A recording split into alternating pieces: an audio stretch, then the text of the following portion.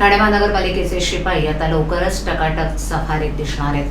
त्यांचा गणवेश बदलणार असून त्याबाबतचा प्रस्ताव 18 जून रोजी होणाऱ्या महासभेत ठेवण्यात येणार आहे।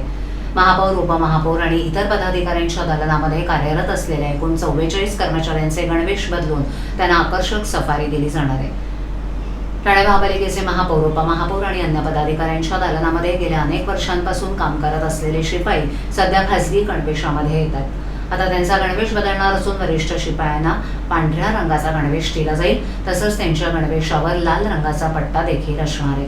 गणवेश बदलण्यासंदर्भातील प्रस्ताव महासभेत मंजूर झाल्यानंतर त्याची अंमलबजावणी केली जाणार आहे। महापौर, उपमहापौर आणि पदाधिकाऱ्यांच्या बैठकीमध्ये विविध क्षेत्रातील मंडळी येत असतात। कार्यालयाचा दर्जा, शिस्त बाळगण्याबरोबरच पारंपरिक खाकी गणवेशातील शिपायांऐवजी सफारीतील शिपाई असतील तर त्यांचा लूक चांगलाच दिसेल, असा आग्रह नगरसेवकांनी धरलाय। वरिष्ठ शिपायांना पांढऱ्या रंगाचा गणवेश, लाल रंगाचा पट्टा आणि महापालिकेच्या बोधचिन्हासह बक्कल देखील देण्यात यावं, असा प्रस्ताव महासभेपुढे ठेवलाय।